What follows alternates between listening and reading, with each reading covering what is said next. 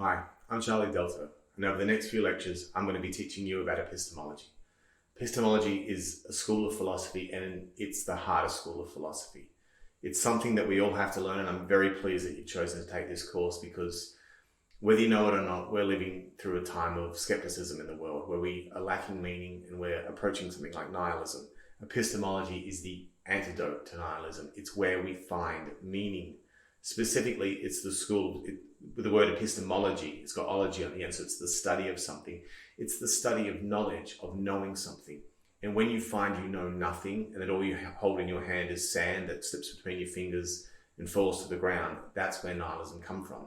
If you can hold on to preferably some foundational beliefs about the world, or at least have a web of beliefs that form something that you can believe in and go forth with your life having meaning, then you can be a happy human being. But that all starts with knowing what you know, and that's epistemology.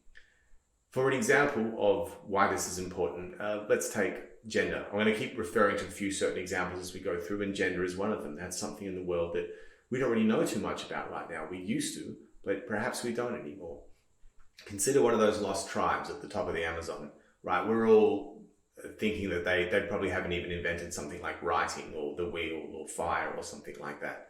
But they might know more than we do because we don't know much anymore. We're not even prepared to say that something with a Y chromosome is a man, an adult something with a Y chromosome is man. We're doubting even that.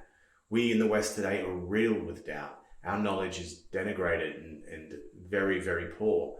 But perhaps these remote tribes, the things that they think they know, the name of a tree or the name of a fish or how a river flows, they really know that stuff because it's never been challenged. You might find that people outside the West have more meaning in their life than we do. But anyway, let's take a problem. I'm going to use gender as an example. There's no doubt that sex differences exist. Technically, there's more than two sexes if you want to get into it. Most people have 46 chromosomes and about half of them having two X and half of them having an X and a Y, right? Everyone knows this. For what it's worth, some people have 45 chromosomes with just one Y or one X. Some people have 47 chromosomes with three X's, an X and two Ys, or two Ys and an X. There are even some males that are born with 46 XX chromosome, and a part of the Y chromosome that they're missing is stuck onto one of the X's and they present as male in many cases. But we know that the testicles start growing at about the 10th week of pregnancy. In the absence of testicles, then ovaries start growing, and that's all she wrote. The various organs secrete hormones into your system, and that determines whether you get broad shoulders, a deep voice and a beard, or something else. But there's this idea of gender, which is different from sex.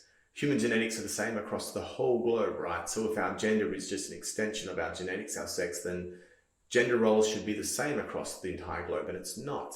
There's a couple examples of cultures that are matriarchal, but the Hopi people in the southwest of America, the Native Americans that live near the Rio Grande, their culture is a matriarchal one. All property and farming equipment is owned by the women. I think the men do the farming themselves. But the social organization of the Hopi people is based on kinship clans, like many other societies are, but they're determined through the woman's side of the family. So the females do the choosing about the family structures. Now, given the example of the Hopi people, I believe the Bhutanese people at the top of the Himalayas, they're the same. How can gender be more a mere extension of sex? It seems this precludes that conclusion, because if everything was determined by our genetics, then all our social structures would be the same, and they're not. However, before you think you've got your answer, consider a fruit fly. Now, I know a fruit fly isn't a human, but we're not exactly going to splice genes in and out of human beings for social experiments. But anyway, some scientists have taken the male fruit fly, which I'll have to take their word for it, that the male fruit fly does a sort of like a mating dance, or presents to the female in a way that says, will you mate with me? And she gets to choose him. The females don't have any sort of characteristics where they do something to attract the male. This is the same in a lot of species.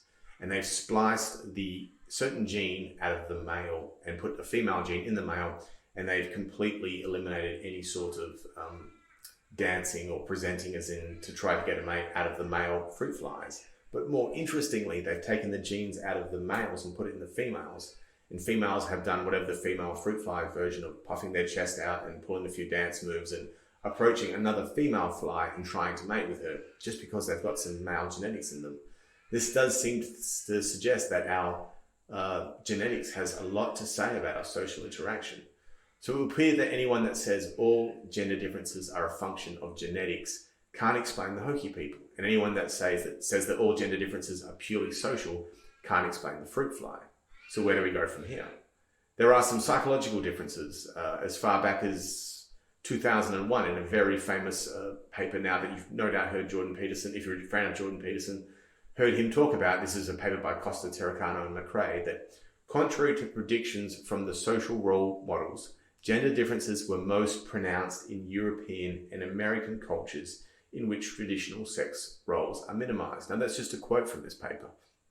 But the paper did a study of the big 5 psychology differences between human beings and found that females were higher in extroversion, agreeableness, and neuroticism. And that in countries like Norway, Sweden, and Denmark, where egalitarianism has proceeded the furthest and equal rights have proceeded the furthest, the differences between men and women are the most marked. But in countries, I don't know, third world countries, where there isn't much egalitarianism, there really isn't that much psychological difference between men and women. So if you believe in egalitarianism, the medicine seems to be making the patient sicker. So all right, I know what you're thinking. Let's just get more science. We'll get an answer. More universities, more professors, more grants, more researchers, more PhD students, and we will get an answer to this. Now, everything we've talked about right now is either the hard science of genetics or the softer social sciences. But let's consider that perhaps this answer isn't going to work. More science might not give us the answers. It is not only science that matters. Let us now look upon the dark heart of epistemology and dare to utter some troublesome words in 2020. Post-modernism and neo-Marxism. Well, neo-Marxism can also be called critical theory. It doesn't matter what findings science discovers. These two epistemological fields will always be there to thwart us. You will learn more about these schools of thought throughout the course, but for now, postmodernists will say something like, science is just one discourse, man, and there is a supremacy as a source of knowledge that comes from putting science up on a pedestal, when really science as a source of truth is arbitrary or invalid and is maintained and controlled by institutional power, which of course must be overthrown so we can have non-science-based knowledge, mind you, or perhaps no knowledge at all. I don't really understand where we go with that. To the neo-Marxists, the critical theorists will say something like, something different. They'll say, the traditional theory that maintains the status quo, this means that all science findings in science serve institutional power, most likely the institutions of capitalism, and we must rally against capitalism because it is the status quo, and the traditional theory of science maintains capitalism's place upon the throne. And presumably, after we overthrow capitalism, we just walk straight into a socialist utopia and everyone's happier. So science must go, or something like that. Look, finally, even if science shows the solution to the sex, gender, culture question posed at the beginning of this lesson, and even if we manage to slay the double-headed hydra of postmodernism and neo-Marxism, we've still got to get past political activism before we even can get anywhere near the truth. Sure as the sun will rise tomorrow, if the findings of science conclude that women are predisposed to being agreeable or neurotic behavior, you can guarantee that whoever publishes those findings will be labeled misogynist in the front page of every paper. Women spend too much money and vote in too great a numbers for them to have their displeasure not capitalized upon by politicians and corporations. Let's be clear, to truly understand the truth, you need to be free to speak it. And we used to have universities for this. They have been compromised. I've seen it firsthand. I've gone back to uni the last few years and it's really bad there. Free speech is under attack and there is a groupthink at play. And where I live in Australia, I live in a very remote part of the world. If it's happening here, it's definitely happening in America and Europe. I can believe it. Now we must build new places of free thought so that we may think the truths we seek to know. And the first thing we have to defend is that knowledge exists. If you can prove that knowledge exists, then we can start going about trying to fight a battle so that we can think whatever it is we want to think. Look, this has been a tough introduction, and I understand you might feel a little overwhelmed by how briefly we've touched on these big topics like postmodernism and critical theory. Please understand, however, that it will take the whole course for me to explain this to you. Whilst the ultimate goal here is to teach you epistemology, learning how to deal with postmodernism and neo-Marxism might be a reasonable outcome that you can pencil into your agenda to try and get out of this as well. It will be very useful for you. All right, that's the end of lecture 1. Thank you very much for listening. The next lecture, we're going to go through some case studies about epistemology, and I'll see you then.